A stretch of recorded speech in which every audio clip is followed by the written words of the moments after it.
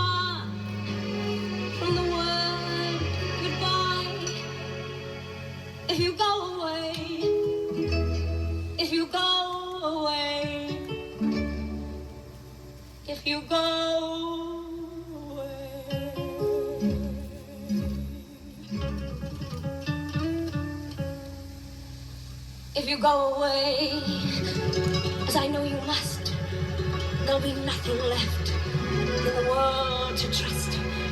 Just an empty room full of empty space, like the empty look I see on your face. I'd have been the shadow of your dog if I thought it might have kept me by your side. If you go away, if you go away, if you go away.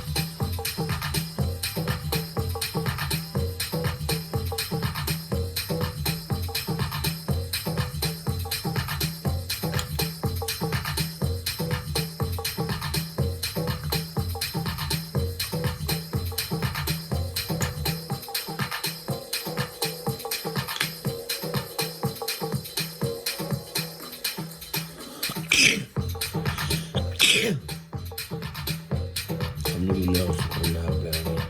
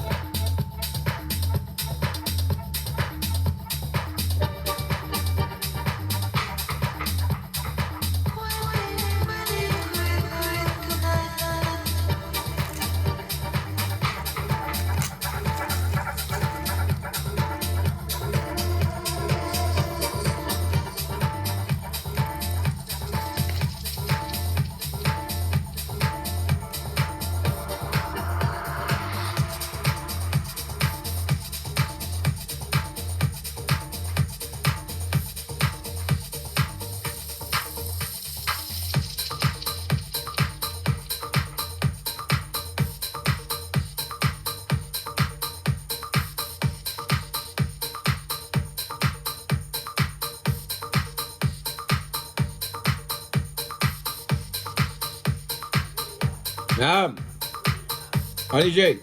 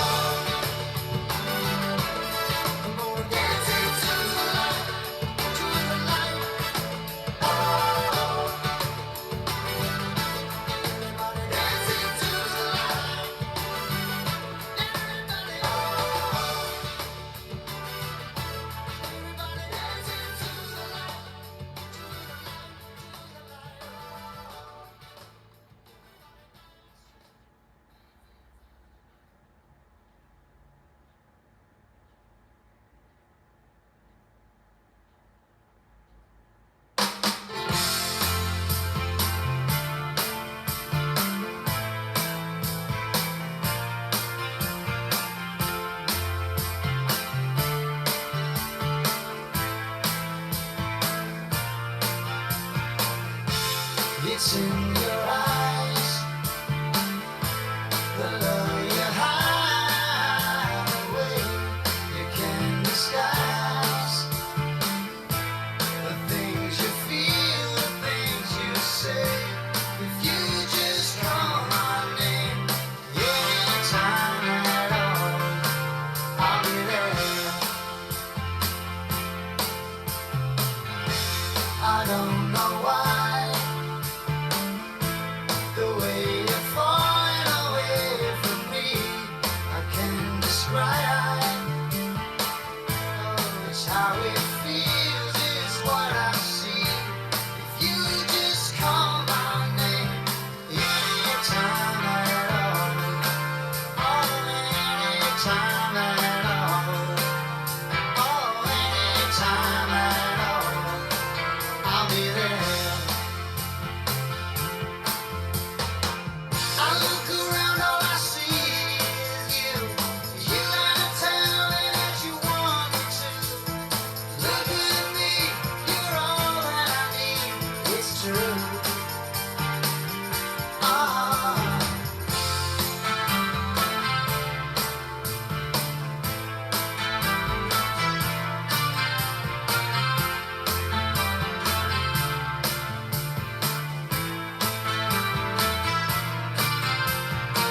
I'm here, just call my name. Anytime at all, I'll be there. I look around, all I see is you. You gotta tell me that you want me to. Look at me, you're all that I need. It's true. Ah, I can't disguise the love I wait for you to share. I can't deny. If you reach out and touch my hand, it's there. Oh, just call my name, anytime at all.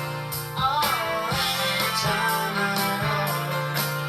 Oh, anytime at all, I'll be there.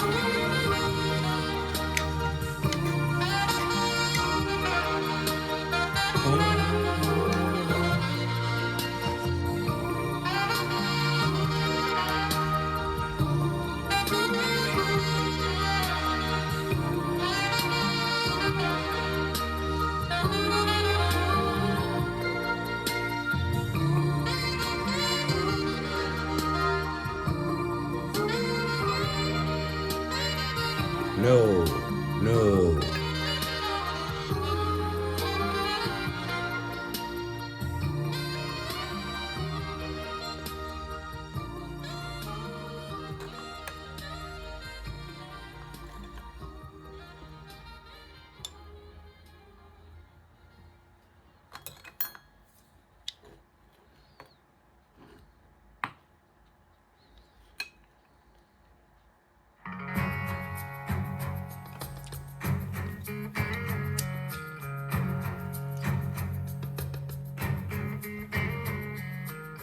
Don't stop crying, it will be alright. Just take my hand, hold it tight. I will protect you from all around you. I will be here, don't you cry. For I'm so small, you seem so strong. My arms will hold you, keep you safe and warm. This bond between us can't be broken. I will be here, don't you cry.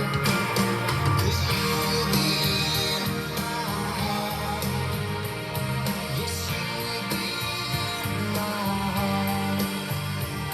From this day on, now and forevermore.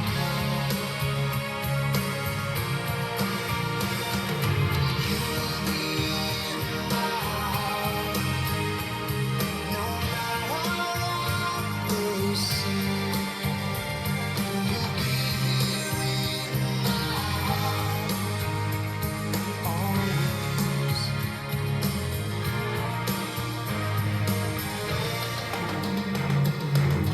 Why can't they understand the way we feel? They just don't trust what they can't explain. I know we're different, but deep inside us, we're not that different at all. And you will be in my heart. Yes, you will be in my heart. From this day on, now and forevermore. Don't listen to them, 'cause what do they know?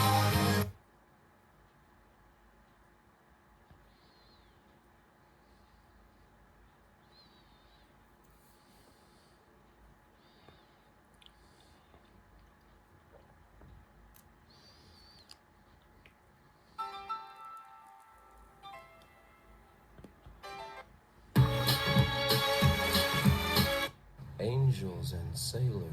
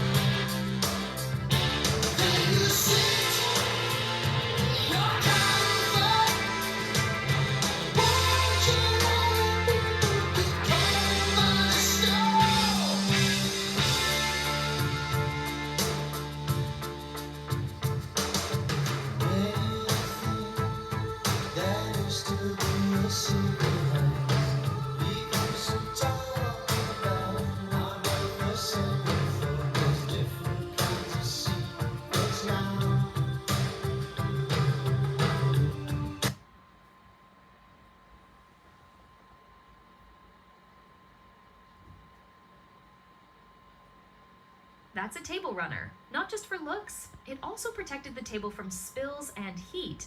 Years ago, nobles had some fascinating little gadgets. Take the big mirror in the living room. You might think it was just for decoration, but in the 18th and 19th centuries, without electric lights, nobles used candles and mirrors could reflect the glow, instantly lighting up the whole room. Why there was a tablecloth and another cloth on top? That's a table runner. Not just for looks, it also protected the table from spills and heat and helped define different areas. Here's a late 19th century Chinese game box with shell tokens. Played like mahjong or cards, you could use your imagination. Check out this oversized wine glass. It was actually a 20th century silver ice bucket, though it worked perfectly as a vase too. And this cone-shaped item, a bouquet holder. To keep hands safe from sharp flower stems, nobles used gem-decorated sticks to secure their bouquets. Pretty and practical. 100 years ago, nobles had some fascinating little gadgets. Take the big mirror in the living room. You might think it was just for decoration, but in the 18th and 19th centuries, without electric lights, nobles used candles and mirrors could reflect the glow, instantly lighting up the whole room. Why there was a table... Bien mieux qu'être mal accompagné, pas vrai?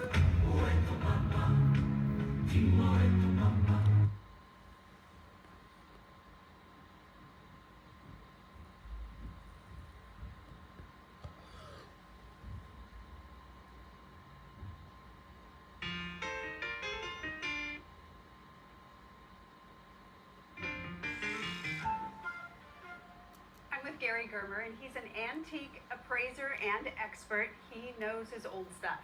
And we are going to talk about glass. A lot of people collect different kinds of glass. Or maybe you're looking for something in an estate sale and you're like, I wonder if this is valuable. Well, you're going to give us a little lesson. A little quick primer, and as you know, I mean, they've been making glass for thousands of years, so we could spend months here. So this is the 5-minute review of some glass that you might see. Let's start up there with the president. I did. We kind of organized this by dates and stuff. In the mid-1800s, pressed glass was the thing. At the very beginning of the Industrial Revolution, and be pressed glass. So you'll find a lot of pieces that are pressed red trays. This one here is a commemorative of President Grant. You know, they would use color at times. Rose bowls were really big. Those little bowl there, you put a heirloom fragrant rose in it. And some of it is so beautiful. I mean, it looks like crystal. It is. You come down here, this is the American Brilliant Period cut glass.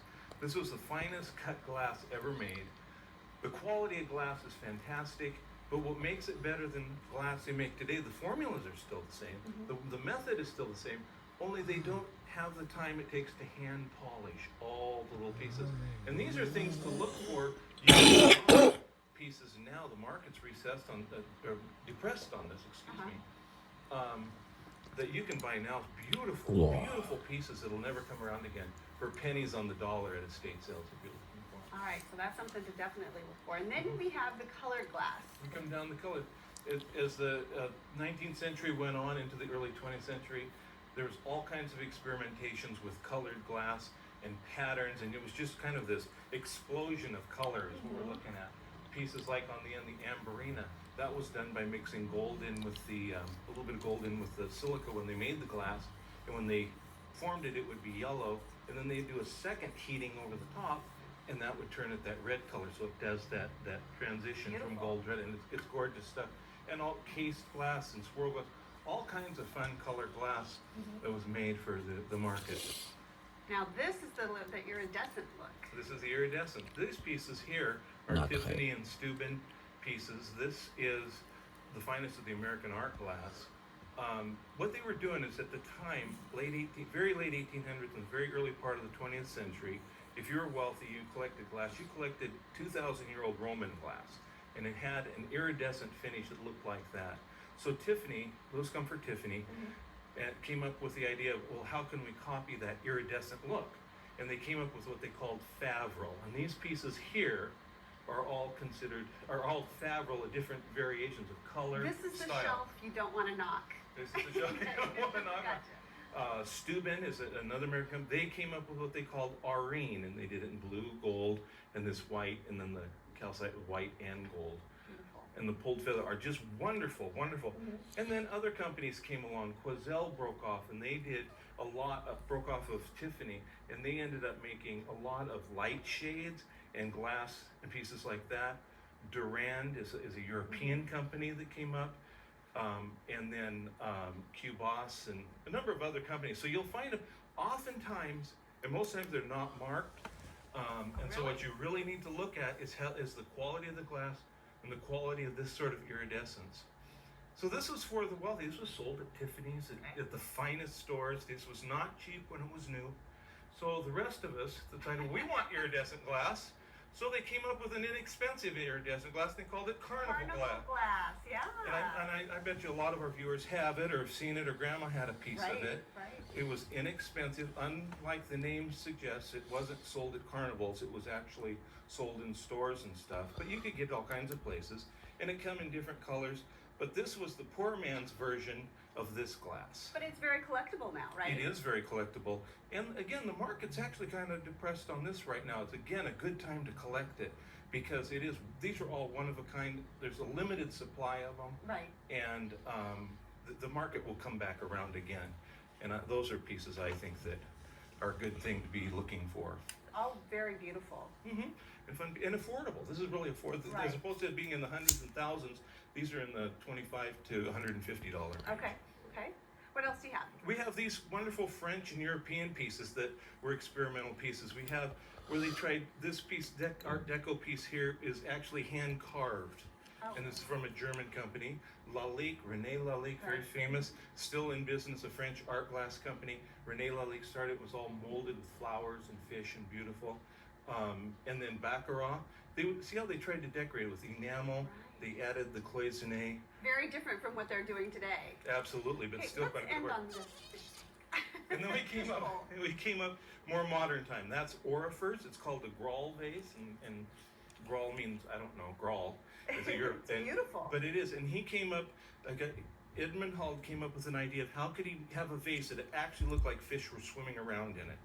And It that's does. what this is. And Absolutely. so that is, even though it's from the 1960s, 70s, it's very, very collectible today. So if you see something like that, that's what you're looking for. Well, Gary, thank you. I mean, that's a quick look at glass collecting. I mean, obviously, you said we could be here for a couple of hours. Yeah, I'd be glad to have you if we could. All right, so you can come on in and you can ask Gary any question that you want about glass, and I'm pretty sure he'll know the answer.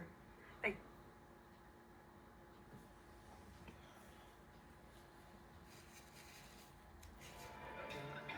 you. The ultimate symbol of this counterfeit market is the famous Murano glass. Lights, vases, figurines, and jewelry at unbeatable prices. How many of these objects were truly made on the island of Murano, just opposite Venice? Michele Valsecchi has a store specializing in Murano glass, located just steps from the Piazza San Marco. Show this one. An official expert, Michele knows the counterfeit market well. Purtroppo attualmente circa l'80%. Today, nearly 80% of the glass sold in Venice and Murano is not made in Murano. It's imported glass, made in Italy or elsewhere in Europe. It's machine-made, not handmade. That's proof that it doesn't come from Murano. No fatto. In Venice, 8 in 10 glass are therefore fake Muranos. To get a better look, we do a little shopping with a hidden camera. This shop in the city center looks like the real thing. We go in and buy this horse marked Murano glass.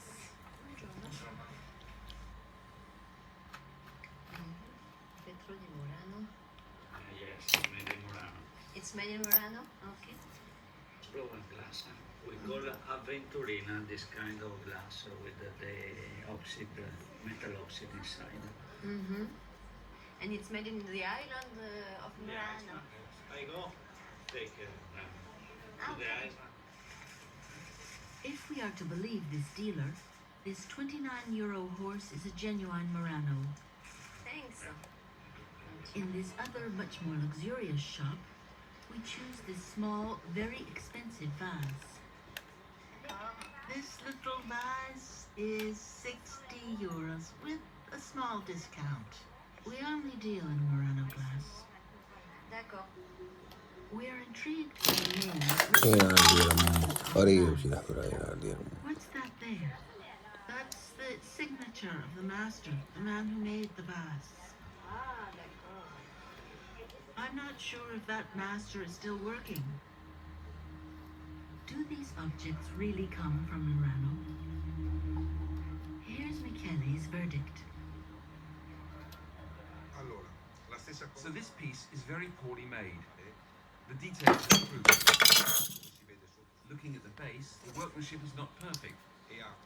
Usually the base underneath should be perfectly smooth. Perfettamente la parte sotto. To demonstrate, Michele compares it to a genuine Murano horse. Questo ad esempio On this one, for example, you can see that the base is entirely smooth. The Murano glass is an artistic glass. All the details are meticulously crafted. The mane, the ears, the mouth. Meticulously. This is the work of a master glass worker with years of experience. This non lo è. Next, we look at the vase from the luxury shop. Allora, questa è This is classic glass from Tuscany. molto sana ed è It's too regular, proof that it was machine made, tutto nella bocca. especially the rim. Certo, You can see that the circle is perfect. By hand, that's impossible. non può essere. So it doesn't come from Murano because the glass workers there only work by hand. Questa And then etichetta this signature is absolutely meaningless. Is it possible that they invent a signature? Yes, I could write my name. You could write your name. Anyone could write their name. The ultimate in deception. At 60 euros, the fake Murano is more expensive than the real thing. un vasetto così A small vase like this one, a genuine Murano, would cost 30 or 40 euros. This fake vase is really too expensive. sono venduti molto cari. There is only one official label guaranteeing the authenticity. This label, indicating the workshop number. Beyond the aggrieved tourists, this counterfeiting is slowly killing the Murano craftsman. Every week, Michele goes to the island to buy merchandise from the workshops.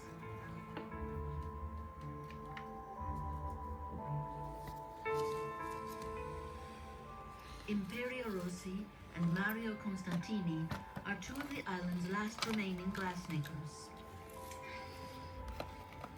Very quickly, performing precise rapid movements, Mario transforms this piece of molten glass into a horse's head.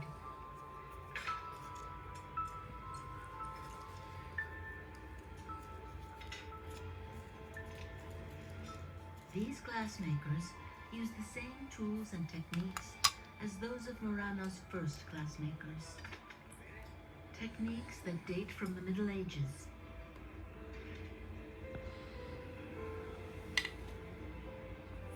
It takes decades of practice to master this skill.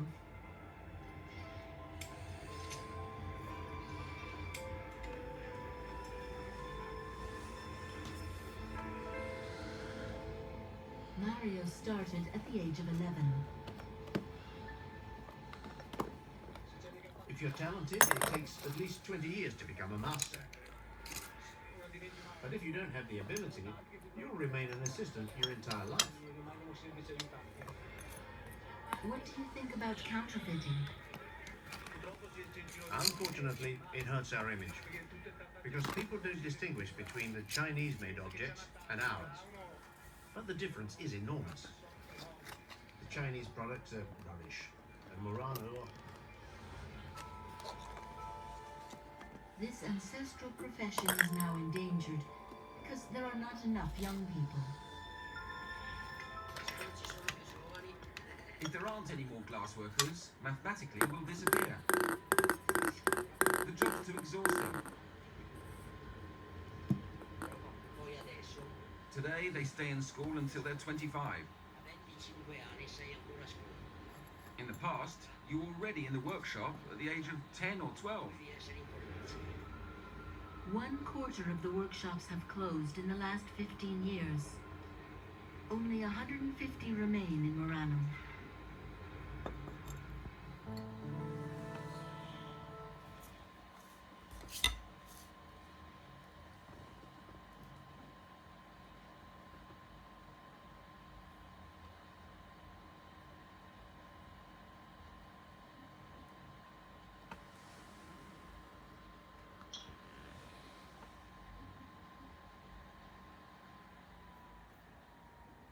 Wow! That's one impressive collection of Tyne glass. So let's check it out. Welcome to Go. This video will be part 1 of a 2-part series where I'll be showing you my collection of Murano and Empoli glass. Part 1 will be showing you all my unsigned pieces of Murano. Mark O. Subhanallah Adi.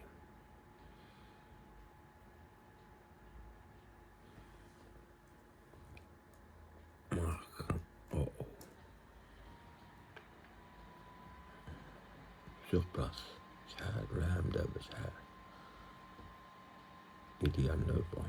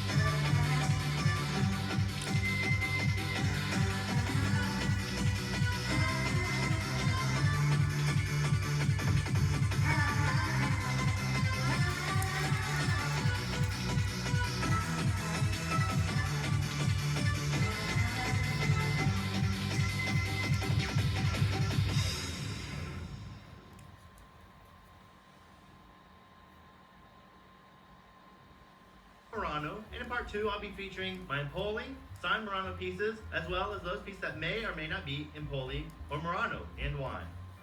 There seems to be a big confusion of what is Venetian and Murano glass. Venice, Italy was once the hub for Italian blown glass until the end of the 13th century, when they were forced to move all the furnaces to the island of Murano in the year 1291, due to the overwhelming number of fires started by the furnaces. The Venetian islands refers to all the surrounding islands of Venice. So whenever you hear the word Venetian, it refers to all the islands that make up Venice, which includes the island of Murano. The only time online I've ever seen glass referred to as Venetian when it is either chandeliers or beads, but it actually has nothing to do with being made in Venice proper. I've been in correspondence with a few Italian companies out of Italy, and they have clearly indicated that all hand-blown glass is made on the island of Murano. So unless you have Italian Venetian blown glass from before the turn of the 14th century, then you actually have a piece of Murano. The only remaining forms of glass being made in Venice is done using torches, being that furnaces are no longer allowed on the island of Murano.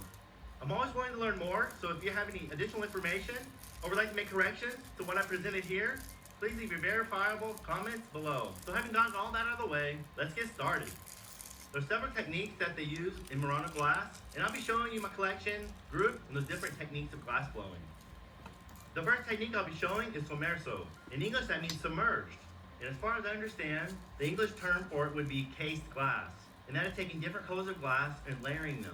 I do have some examples that have one color that is completely enclosed within another color. And I have others, like I said, are just layered. So let's get to showing you those pieces first. I have a few pieces that are these colors. I have the amber color with the green. And it has a remnant of a sticker. It sure looks like a part of a foil sticker on there. So we have this one. We have another one very similar to that one. That same green and amber colors. I'll show them together so you can see the differences.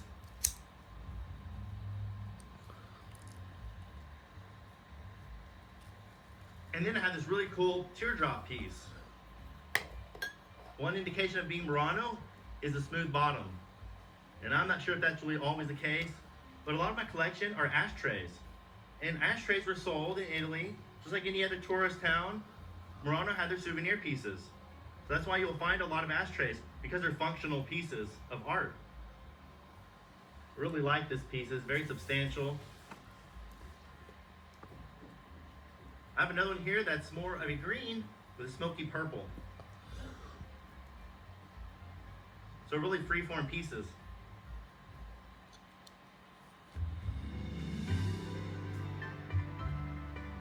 Esa es la pololo.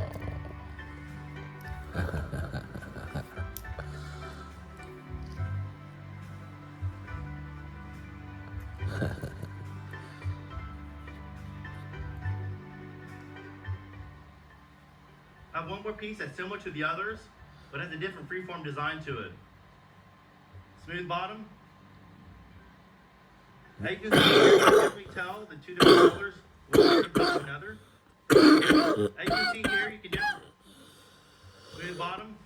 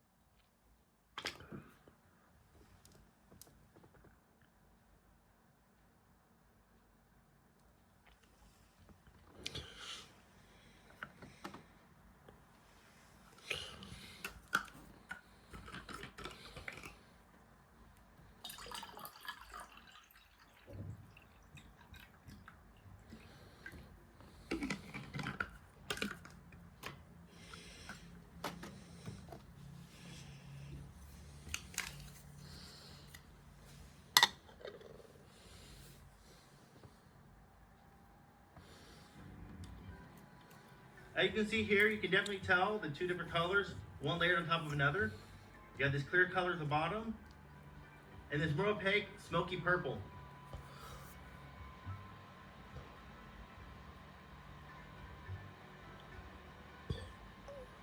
Also have this other piece that has a trefoil design to it. Very cool. And it's also made of two different colors, a blue and a purple. Spatula. I really like the shape of this one. After the pieces that are just one solid color, we have this little blue ashtray.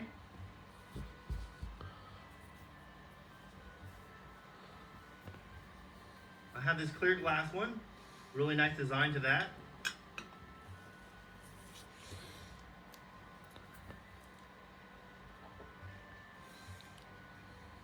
And I have another one here that's a geode form.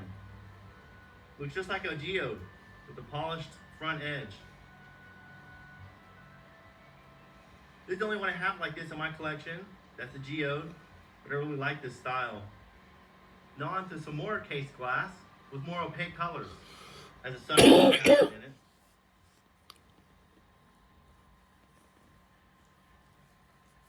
I have another blue and white glass. Has a very similar bottom, as you can see the colors. But on the inside has a different pattern.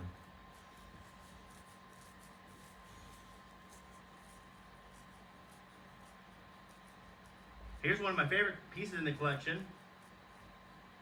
It's hard to tell with this light, but that's just a really deep blue color. So it has this great contrast between the white and the blue. With the lighting, you just cannot tell the true color. Where you can see more of a shadow, that's more what it looks like in person. I think this bright light must be shining down to the white, making it look like a brighter color than it is.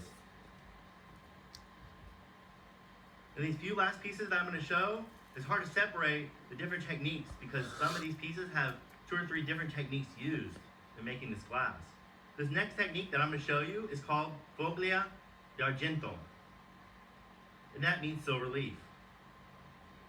This is the only example I have of just a silver leaf. It has this gorgeous blue with the clear glass. And how they do this technique is that they have a sheet of silver leaf and they roll the glass into the silver leaf. And then as they form the glass, expanding the glass, it breaks it up in these little bitty pieces and it gives this detail to it, this design. The other technique is Foglia d'Oro, and that is using gold leaf. Foglia d'Oro. This piece is very interesting. It's this green color, this clear green, with that gold in it. It's just absolutely stunning. I mean, it's just so gorgeous. When they were glass blowing, they did make certain patterns, but you'll find such a variety of different techniques being used in the different pieces. And each piece is completely unique, even if it's in the same form.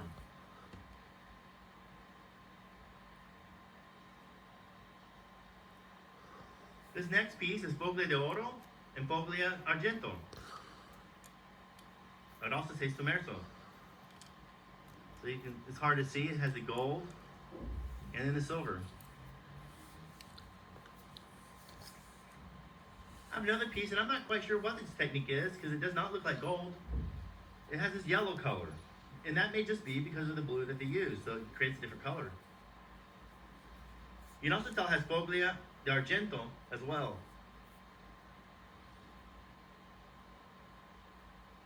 The one thing I like about the Italian Murano is that it's so organic. Here's another very interesting piece. It also looks like it has the gold leaf, the Foglia d'Oro. Has the white glass with the blue glass on the inside. I really like the curls that they created on the ends.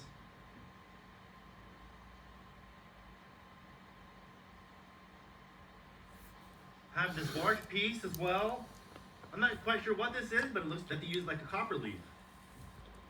So black, and then it has this copper color on the inside.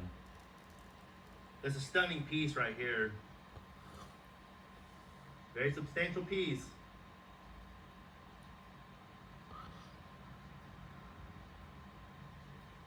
I have this other piece. I wouldn't call it a geode bowl. It's not polished on the edge, and it's more of a amorphic design. But again, really gorgeous. Look at that. With that light shining on it. Just the white on back. A little blue edge around the perimeter. I really love the pattern that's made with the gold leaf. I have this gorgeous orange piece.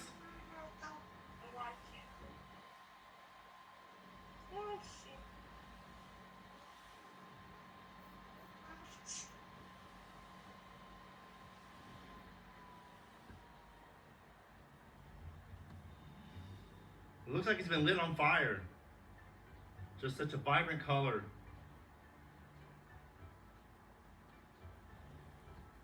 Again, this is another one of my favorite pieces.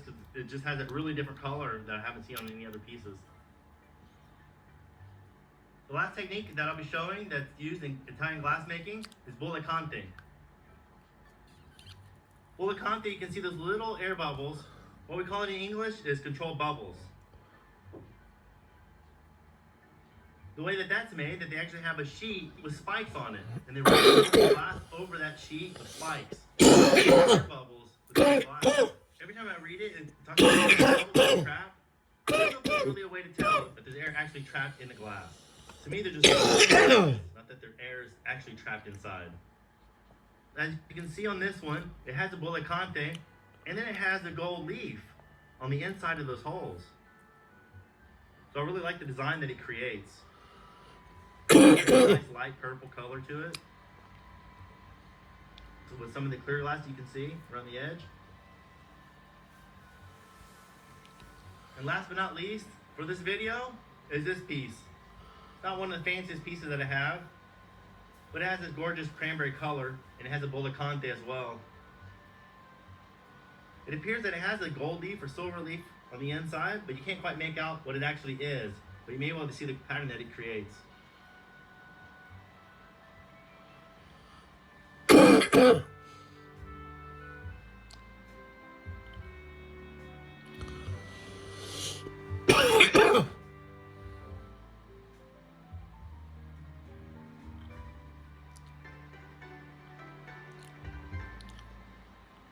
that's the end of part one. I hope you guys enjoyed it, learned a little bit. I really enjoy making this video, a little show and tell video, and share a little bit about what I collect. Stay tuned for part. Welcome to Still Go. This is part 2 of a 2-part series where I show my collection of Italian art glass. In this installment, I'll be showing you all my signed Murano pieces, my Empoli, as well as those pieces that may or may not be Empoli or Murano. If anyone has corrections to make or would like to share additional information, please leave verifiable proof below in the comments section.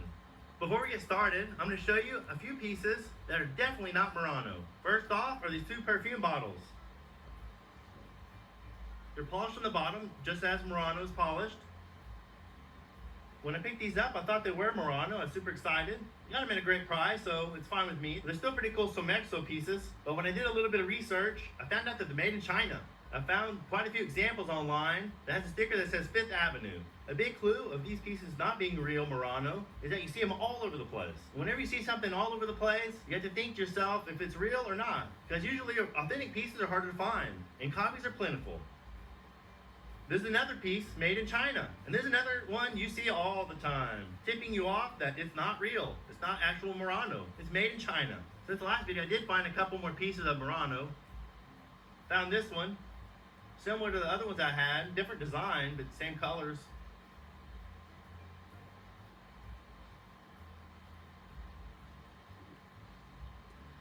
And the other piece does have a sticker on it, and I'll be showing you that a little later. So let's dive right in. With Italian glass, it comes down to 2 major places where it's produced. The island of Murano and the town of Empoli and the surrounding area. Glass making in Empoli first started for utilitarian reasons, and that was to contain potable liquids, such as wine, and were green due to the sand that was being used to produce glass. And they gave the name of the colored glass Empoli Verde. Here's the first example of Empoli glass. It appears that most of the glass in Empoli were not actually hand-blown, but were created by using a mold. There's no polished Pontil mark, but you can maybe see a faint line of the mold. This would be a good example of that Empoli Verde that Empoli is known for. It is missing the stopper. This is a pretty utilitarian piece, and all the pieces of Empoli glass that I own were all used to contain wine. Another example of Empoli is this piece right here, and this is actually hand blown. You can see the Pontil mark there, and it's unpolished. You can tell that it's Italian made because the hobnail, it protrudes more and is more pointy than you see in the American glass.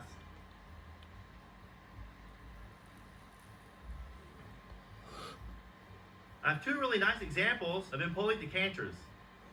First off is this huge piece, and with this color, no Pontil mark. There's actually no mold marks on this one, so I'm not quite sure how this one was made. The stoppers on these decanters do appear to be hand blown.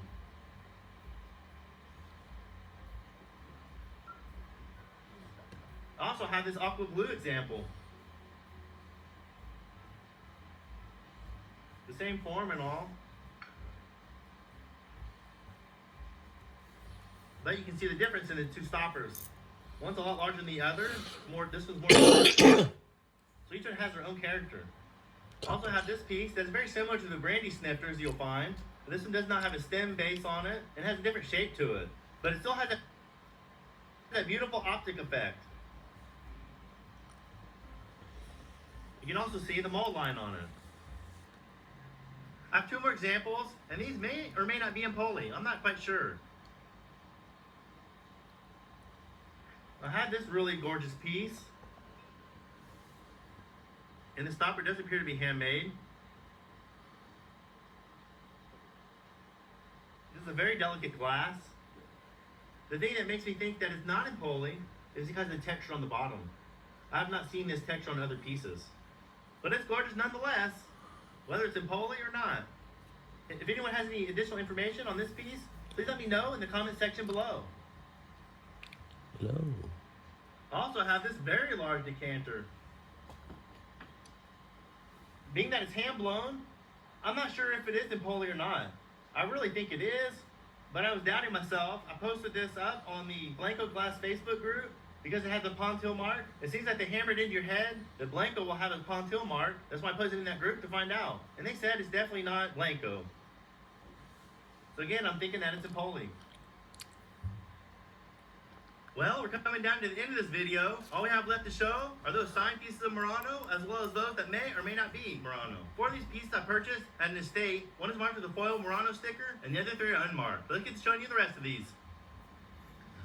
Before I get to those 4 pieces, this is one of the most recent acquisitions of Murano glass. It's a very simple piece, but just the fact that it has the Murano foil sticker creates enough interest for me to have it in my collection. Now to show you those 4 pieces that I spoke to you about prior. First, show you the pieces that may not be Murano. They sure solid enough to be Murano. But as you can see on the bottom, it's not polished flat, but it has a recessed polished part. So I'm not sure if this is Murano or not. To me, the curve looks a little odd. But still a worthy piece to have in my art glass collection. I also have this Mille Fiori piece. I don't think this is Murano. It's also polished, but it has a dimple in the bottom. I've seen this listed on an online auction site that sold for $145 plus shipping.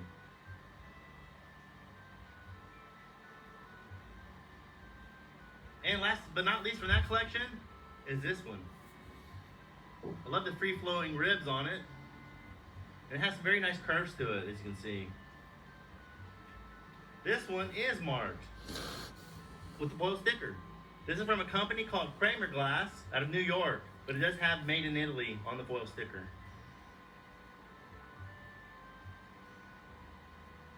This one's definitely a keeper. Alright, there's 2 more pieces that may or may not be Murano. First one's this bowl. It's like a geode bowl, a little bit more free form. It doesn't have a polished edge on it. It's a super cool piece though. I love it. As you can see, it's polished on the bottom, but it has a dimple as well. If anyone knows if that's a sign of it being made in another country, and which country it might be, if it's Poland or whatnot, please let me know in the comments below. It's a very well made piece. It doesn't really look like those pieces made in China. So it may be a European country, or maybe Murano. Also have this stunning bowl. This one I'm pretty sure it is Murano. It's polished from the bottom. It has that translucent purple, blue, clear. So it's Sommerso. Just a beautiful piece.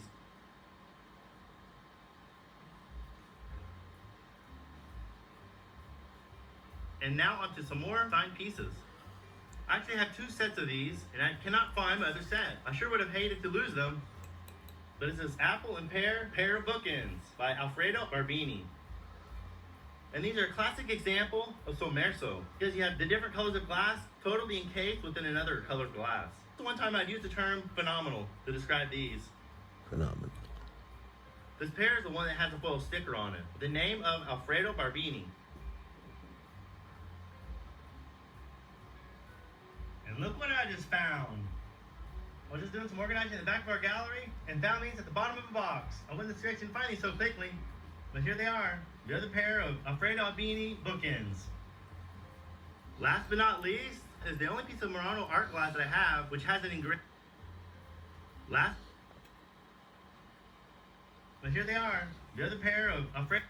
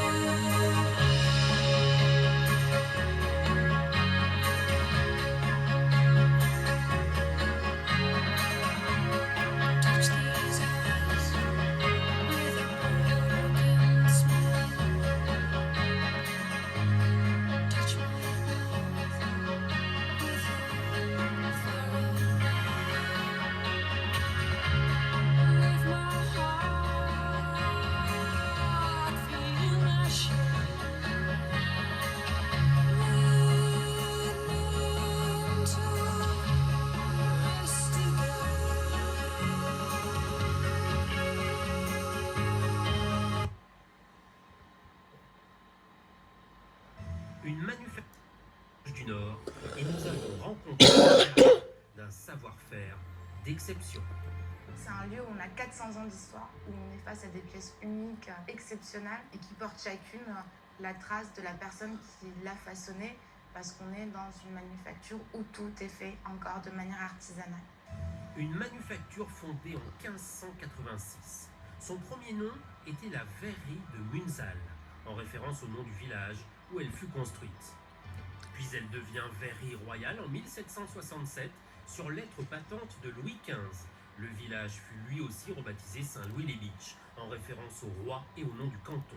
15 ans plus tard, elle devient définitivement une cristallerie grâce à son directeur. C'est M. de Beaufort, qui était alors directeur industriel, qui a percé le mystère de la fabrication du cristal, secret que ne détenaient que les Anglais au préalable. Nous sommes véritablement la première cristallerie française et d'Europe continentale, lieu d'origine à partir duquel cette matière va prospérer en France et ailleurs. Le cristal se différencie du verre ordinaire, il a une sonorité particulière et également par rapport à la pureté de la matière, qu'il soit transparent ou de couleur. Et si l'entreprise a pu se développer en Moselle, c'est aussi grâce à son climat et aux précipitations régulières. Le climat favorise les forêts et donc la disponibilité des ressources nécessaires à la fabrication de la matière. Et la lumière favorise l'imagination des artisans et des créateurs et a plutôt poussé à développer des couleurs, de la brillance. La couleur